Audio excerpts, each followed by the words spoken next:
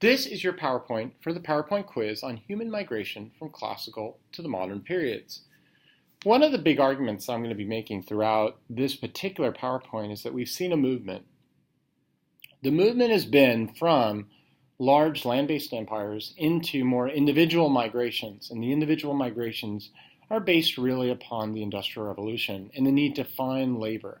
But this means that we're going to be taking a look at how big economic systems now are driving more and more of the migrations from one part of the world to the next. In classical migrations, the context for classical migrations was about the formation of empires. Migration tended to be connected with the diffusion of political authority, especially under the big man, over large land masses. So we can take a look at a few different examples that demonstrate these kinds of classical migrations. For example, Alexander the Great. This is a really good example of a big man type of theory in which you have somebody who's very charismatic, an excellent military leader, who expands outwards from Macedonia and eventually conquers the areas from Egypt, the Middle East, and into India and spreads out Greek culture or Hellenism. Rome is another good example. Here we do have some big men in the sense of the triumvirates and the emperors, but really what we see over here for Rome is this movement overall from a small farming republic into empires in northern Africa, southern and northern Europe. Also in China, the Han and the Qin empires spread out westward and centralized control. What I want you to see is that in the classical migrations, what we're seeing is human civilization spreading out, forming centralized empires. This gets us to that issue that we talked about the big man. Remember that the big man idea is that there is some individual who has the charisma in order to provide rewards and punishments for people to follow. Now, when we look at that during the hunter-gatherer period, that really was determined by that individual and his ability to use charisma to do that. But over time, it really becomes done through religion, through legal codified systems, and through the military. So like, for example, Ashoka. Ashoka started off with violence and creating centralization in northern India, but eventually used the Buddhist legal system in India. Hammurabi created a legal system in Babylon, and the emperors in Rome were able to create Pax Romana, the Roman legal system throughout the empire. The underlying weakness for all of these systems during the classical period was that these leaders tended to forget to create clear protocols for choosing the next stable leader. So that's where we get into the post-classical era. Now, when we get into the post-classical era, we're going to see large land-based empires formed, but one of the biggest weaknesses of the post-classical era is going to be the steppe region. Over and over again, the steppe region is going to create major changes for these empires. So remember, the steppe region is the area just north of Central Asia in the high plateaus. This area could support small tribes that did farming, hunting, and gathering. These groups in these areas, though, would be lacking in resources, so eventually they came down from the steppe region and tried to conquer areas and take resources. As they did that, these groups were constantly changing the main empires that existed. One of their big routes to do this was the Silk Road, or the Silk Roads. This means that throughout the post-classical era, we're seeing a constant change happening in China, northern India, and the Middle East. They're in constant flux. Now, because we're talking about these changes that are taking place, the other big issue that takes place with migration is the trade routes. Remember, the big trade routes by the time we get to the post-classical era are the Silk Roads, the Indian Ocean, the Mediterranean, the Trans-Saharan. Remember that because of the Bantu migrating down into Eastern Africa, we had the creation of port cities along Eastern Africa and Western India. This led to massive cultural diffusion of major religious belief systems: Hinduism, Christianity, Judaism, Buddhism, and Islam. It also allowed for massive exchanges of what's called luxury or exotic goods, meaning that people look to buy goods that were not in their local area. That means you're increasing global trade. And remember, the trade was largely peaceful. We would not see the trade become more warlike until the Portuguese got involved during the Age of Exploration. So this gets into this issue about, during the post-classical era, is it an era really of stability or is it an era of revolutions? The post-classical era is characterized by large land-based empires. So this is where we move away from big men into eventually these very stable, large land-based empires that are based upon the legal codified systems, religious belief systems, and then tributary systems as well. However, are they completely stable? Well, that gets into the migration issue.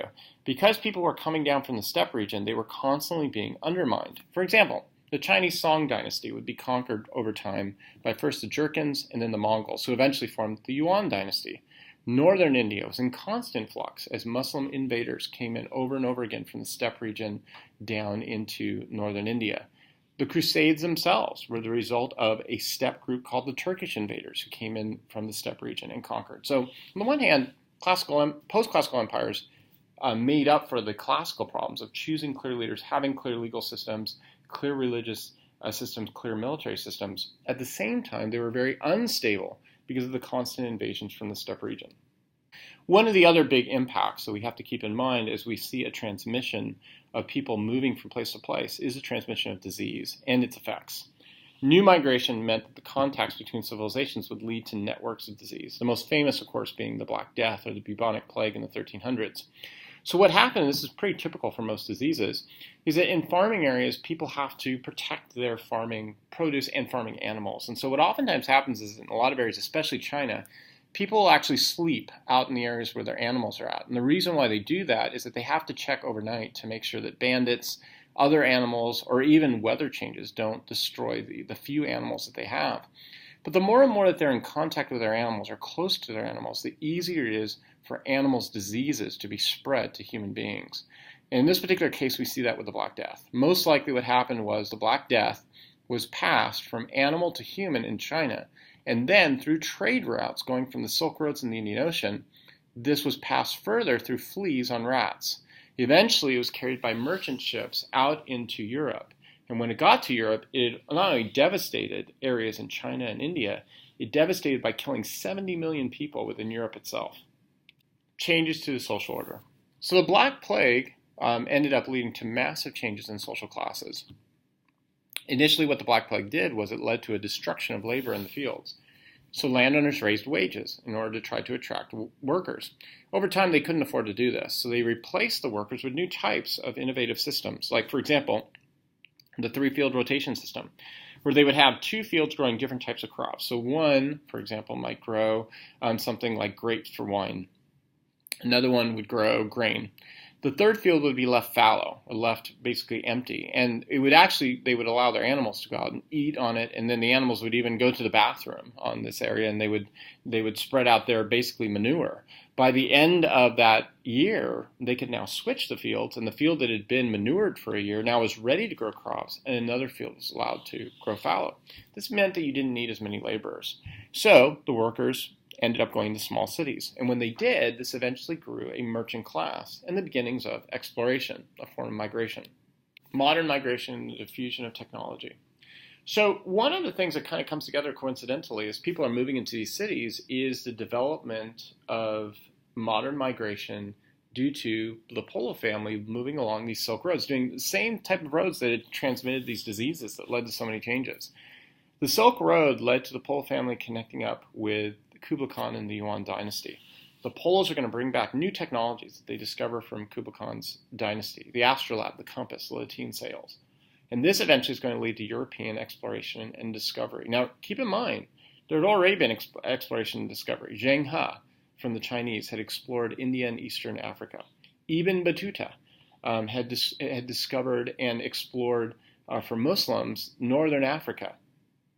But what's going to change for the Europeans is the ability to use these technologies that they've discovered from the Chinese in order to expand out even further, and they're going to implement these. So this leads into global settlements.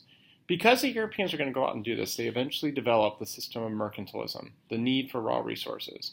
And this leads into new types of nation states that are going to compete with each other over these settlements.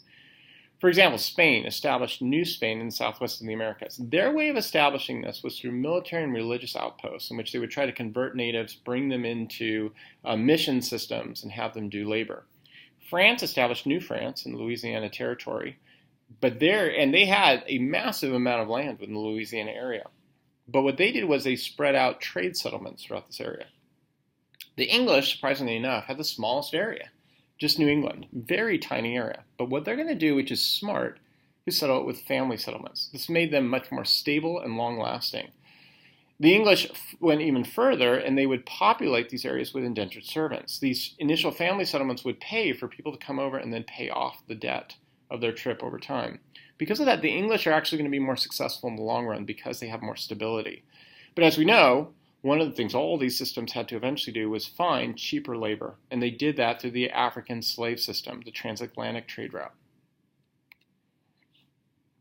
Now all this leads up to the Industrial Revolution, and in the Industrial Revolution a massive change is going to take place, and it's known as the Enclosure Movement. In the Enclosure Movement, traditionally the poor in Britain had been allowed to squat on the land in the past. What does that mean? It means they were allowed to be on the land of landowners, and they would clean up the land. They would pick up all the refuse type of products. The landowners would benefit out of this because the land would be cleaned, and then they could go ahead and grow crops. But when the Industrial Revolution got going, they needed to mass produce on the land. That meant they needed every inch of the land. So they began kicking the peasants off the land or enclosing the land. So where did these peasants go? Well, they went into cities looking for jobs.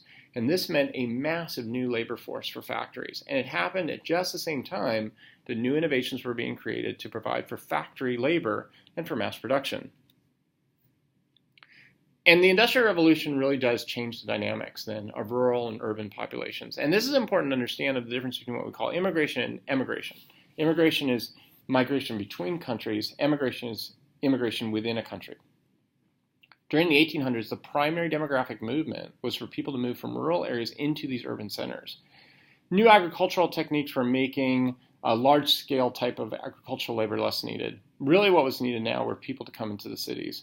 And this means that you would have people moving in cities and then other people leading off into other countries, like the Americas, seeking out land. With the Industrial Revolution, then, you have imperialism. And imperialism is going to lead to a new form of migration as well. Once the Industrial Revolution takes place, Britain goes out and begins conquering more and more colonies, trying to provide raw resources. And at that point, once they established their colonial system, they then argued for a free market system, meaning a lessening of tariffs. And that would allow them then to transfer resources back and forth.